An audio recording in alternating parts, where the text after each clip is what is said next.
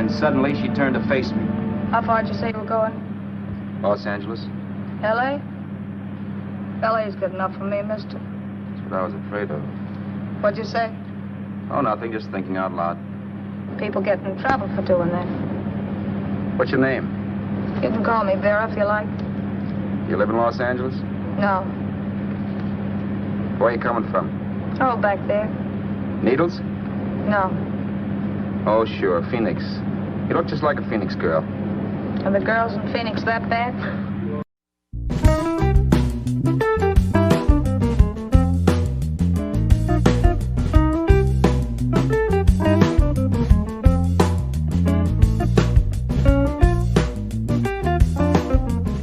Hey everybody, I'm Dan. And I'm Mike. So welcome to 15-Minute Film Fanatics. The premise of this show, in case you don't know already, is that Mike and I decide to watch movies. We watch them separately, but don't discuss them until the podcast starts rolling. This week, we're going to be doing Detour, the terrific film noir film by Edgar G. Ulmer, 1945, with a screenplay by Martin Goldsmith. I just watched this again last night, and it's easy to watch more than once because it's only something like 68 minutes long. In part one, we always talk about our overall takes on the film. Mike, what was your overall takeaway? Sometimes we just get sent a link to this movie. That's what happened to me. You just sent me a link to this movie and you were like, it's 70 minutes. Just watch this movie. I'm utterly bowled over by this movie. It truly transports you places that you did not expect to go. I think that there are certain films that are thought of as indie films, partially because they do this really well, where they don't deliver what you expect them to deliver. And this movie just gets you started in the middle of nowhere and then leaves you utterly stranded in the middle of nowhere. And, I have to say, of course, the Mike test on the podcast is, if you can get in and out in 90 minutes. And boy, this movie passes with absolute beautiful flying colors. What is like, if you had to choose one adjective that describes how this movie makes you feel, what would you say? Uneasy. Yeah, I feel gutted. I felt like I could, I was actually watching Unforgiven last night and I stopped it. And so what I thought I would do is just do like a movie Saturday. I thought I'd just watch this and then eat something and watch Unforgiven and be lazy. But there's no watching anything else after this. The only thing I could do is watch this again. Yeah. Because after you watch this, the night's over. You're not turning on something again after this. That's it reminds exactly me of, I said uneasy. And you know what else it reminded me of? It reminded me of another movie we did for the podcast that we both love that I think has the same feel of unease. You know what it is? I Am a Fugitive from a Chain Gang. Yes. Right. Not because think about it. In both movies, you have a guy who's innocent. He panics. And then there's all this great dramatic irony, which is like a dime a dozen in movies, but those movies do it really well. This and Chain Gang do it really well. Right. Like all that tension about him being discovered, like when he goes across the state line into California, any poultry, any livestock, is this your name? And they're like looking at him. Or how about even when he's sleeping at the hotel and the maid knocks on the door and he gets all nervous and you get all nervous? Or when he goes to buy the car, what's your insurance company? I don't really know. Well, surely you know the name of your insurance company. And also like Fugitive, like he takes on this whole new identity, right? It's like he pretends to be Haskell and then he has to pretend to be married to Vera and stuff. So like they both have that going for them. And it's that same sense of dread in each one. There's no plot armor in this film. There's no plot armor in this film. You never go through this film and think, well, nothing could happen to him because the movie would definitely survive. Right. And I don't know any movies or screenplays or directors brave enough to recreate that same sense. And again, because I'd never read about it, I'd never seen it before, you never described it to me. This was a very unique viewing experience because literally anything could have happened. Right. And as one of the themes of the podcast is we mention a certain actor who we both think we both love this guy, but it's kind of funny because he's become to be like who has plot armor, right? What would happen if Tom Hanks played Al? Exactly. Or I was thinking about Unforgiven, which I stopped watching, right? Which is, he's going to have some kind of encounter, but nothing happens to Clint Eastwood until the last 5 minutes. Right. Literally anything could have happened to this guy, especially after he picks up Vera. Or before, anything could have happened at any time. And this movie just forces you to swallow it. It's like being spoon-fed a movie, just one spoonful at a time. Yeah. Okay. In part two, we'll talk about our favorite moments. So welcome back. In part two, we always talk about our favorite moment or a moment that makes us think about the film as a whole. Mike, what's yours? My moment is when they're driving back from the car dealership, and she tells him that once they've got the cash, she wants to stop and get that mink coat, which the 97-pound gorilla in the room is that she's hinting that she'll never let him go, and that's what's going to happen. You know, she pretends to detest. Right, she pretends to detest him. She pretends that she's gonna roll on him. But of course, what you can see is like these dark tentacles just coming out and wrapping around him forever, and him being squeezed, which of course, you know, we'll talk about in the ending. But I think one of the reasons we were flailing in part one is that you can't talk about this movie without talking about her. I can't actually tell you what it is about the delivery of that line that makes it for me. You can think of this movie as a noir. I think that the beautiful and most creepy thing about the way that she delivers that line is it's in bright sunlight, like on a San Bernardino afternoon with the top of the convertible down. And she's just, it's just evil in broad daylight. I've never seen Anne Savage in a movie before. This is my first experience of her ever, but she electrifies this movie and utterly takes it over. That's not an insult to anybody else in this movie. But of course, you think that the actor playing Haskell is going to take over the movie, right? You're utterly convinced that this is going to become some sort of like Tom Berger-esque adventure where some crazy guy. It's going to be the Hitcher, with right? Hauer. Exactly, and it's some guy gets you into hijinks, and it's utterly not that. It's a dark noir with a real villain in broad daylight. I can't remember the last time I saw a movie in which somebody appeared in almost the middle. And she comes 33 minutes in. So it almost is the middle of the film, right? And takes over it so completely. And I was trying to think, like, what are other movies we love where a minor character kind of takes over for a while? So I'm kind of like, all right, the way like Hyman Roth and Godfather 2, but like, no, he's in there from the beginning. Like everyone we like as a quote unquote minor character, they're there from the beginning.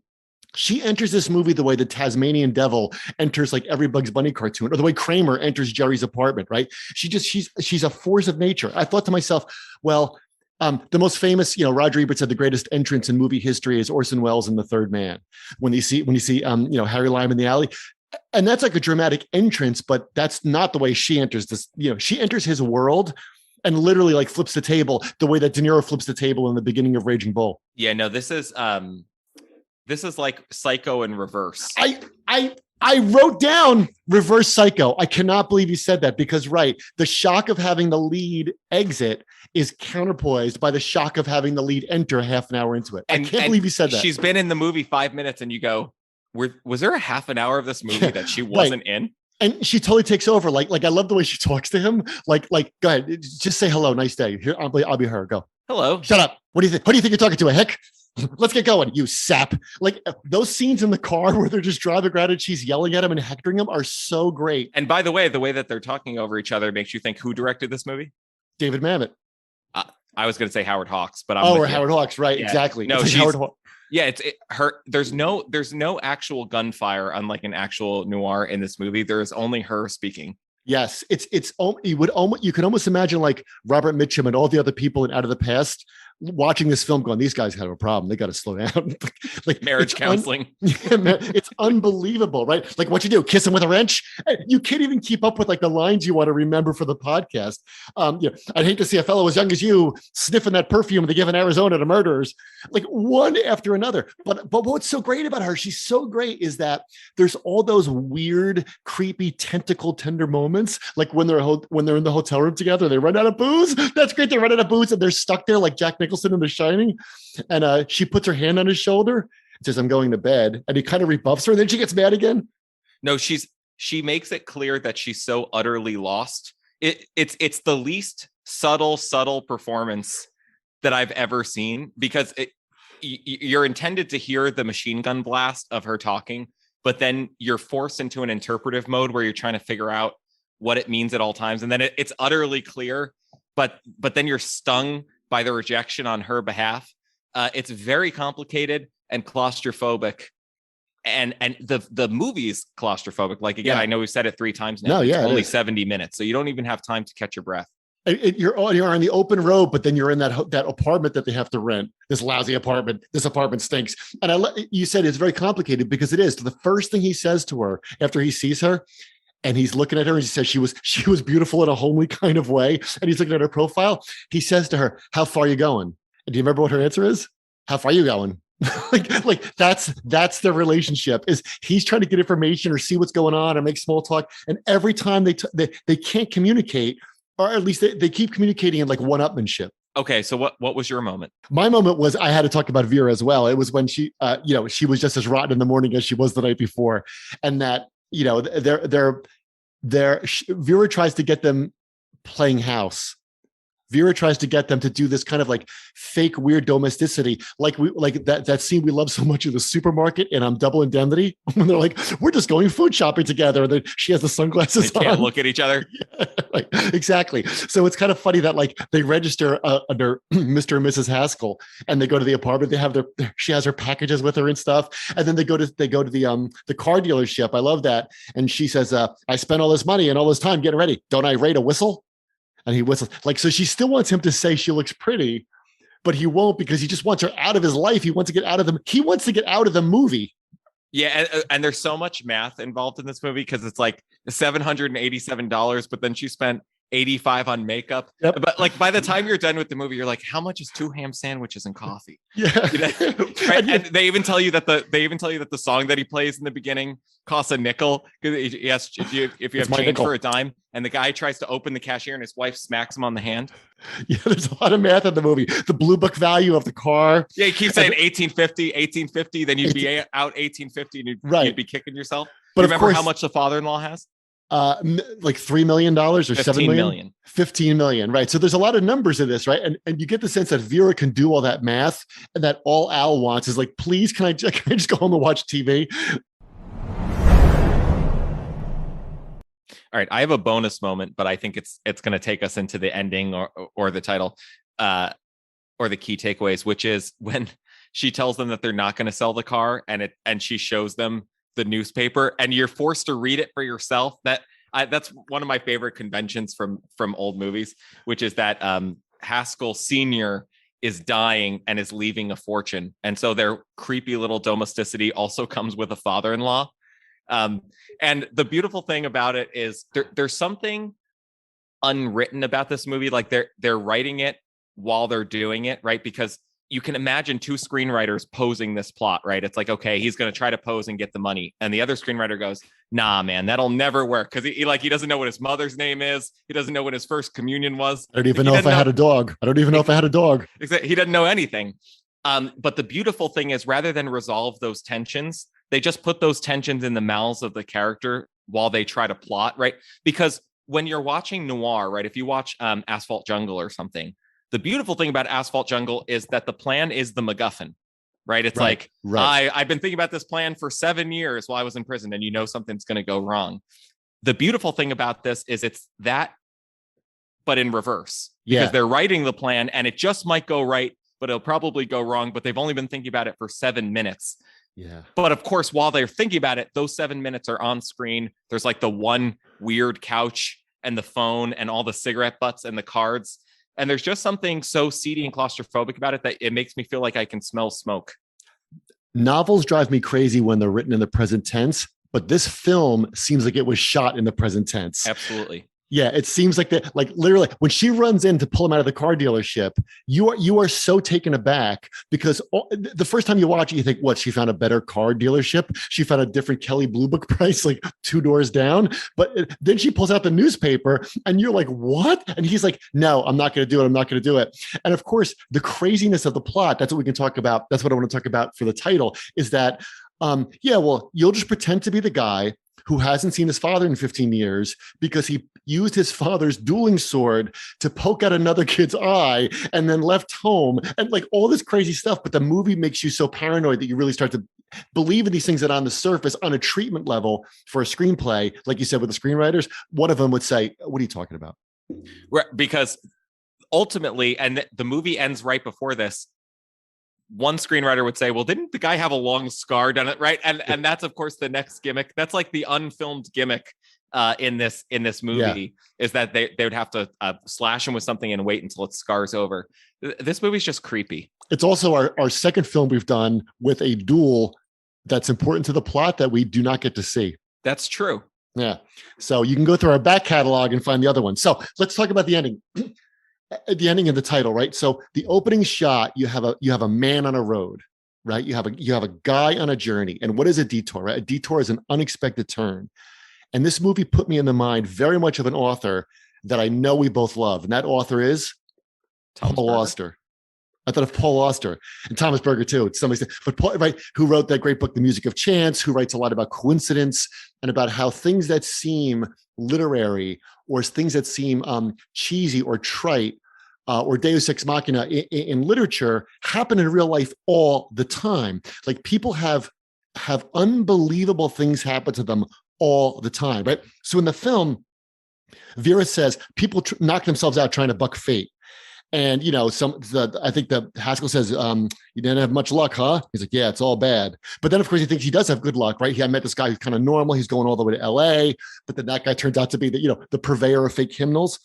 And I love the fact that Al says, I keep wondering what would have happened to my life if that car hadn't stopped, right? And he says, someday a car will pick me up I hadn't anticipated. Fate or some mysterious force can put the finger on me for no good reason at all. And that's what I want to think about. For no good reason at all. Fate can be very kind if we want, right? Like so many, like millions of other people, I met my wife totally by chance. And here you are later, right? Like you meet people just by chance. They just get thrown into your life and you're kind of like, it seems great. Like, but in here, fate is totally malevolent, right? He says, whatever way you turn, fate sticks out a foot to drop you. And that's so chilling that the universe is a place like in King Lear, like flies are we to the wanton gods that kill us for their sport. It's so malevolent. And even that song, right? The song, I can't believe that you're in love with me. That song is about fate, right? I keep telling everyone I know that I'm a lucky so-and-so. You know, I can't believe that you're in love with me. But the real message of the film, the real idea of the film is like, no, that's a joke. The universe is a cruel place and it's going to play with you. And then the cops are coming. I think it's our response to the way that the universe plays with us, right? So the great gimmick in the background of this movie is that Vera is either a consumptive or has lung cancer or something. Like right. She's going to die. And so she's committed to meanness. She's committed to risk because who cares? Right. And that's hinted at 2 or 3 times and then dropped and not utterly played out. He's supposed to have Sue, the bright future. Right. Well, the point is, so Sue goes to Hollywood to chase her dreams. Right. And like 2 weeks later, she's like, nope, never mind. Right. And so, right. So what happens is she gets served a dose of reality. She runs hand in hand with her fate, but she doesn't act malevolently to malevolent fate. Right. Malevolent fate pushes her towards love. So, you know what I mean? Like I don't think that it's utterly negative. I think that what happens is the truth is that Robert does not belong in the same car as Sue because ultimately his choices are the same as Vera, just Vera's better at it. And I think that like the real consequences are supposed to be something that happen or get unfolded over time. But Vera is like consequences in a dress. Consequences in a dress. Well, I think the unease of the film we talked about earlier comes from the fact that it's so that everything this guy does is he can't get out of this trap. I mean, that's what the title means, right? Is that like, that's what a detour is. You're supposed to go one way, but something happens. So you can't go that way. Okay. I can't. So I'm not going to go see Sue. All right. I'm going to go this way. And then he ends up in this crazy thing where he ends up pulling the phone cord. We haven't talked about that. Pulling the phone cord to kill Vera. That's good. That's good stuff. Yeah. That was utterly unexpected. Well, that reminded me of that. That's the second Goodfellas. The 2 Goodfellas things in this movie are when she wants to buy the mink coat. That's exactly like when the guy buys the Cadillac and starts spending his money after Lulu finds the heist. And the second thing is after De Niro kills Murray the Wig guy, and he says, I thought he'd never shut up. That's what it's like when he's killing her with the phone. He doesn't know he's killing her, but that's the whole thing. Is that's the only way he can silence her because she keeps coming at him and coming at him and coming at him. Well, she says, you're going to end up with your neck in a noose. Yeah, which is right. Of course what happens to her. Yeah, right.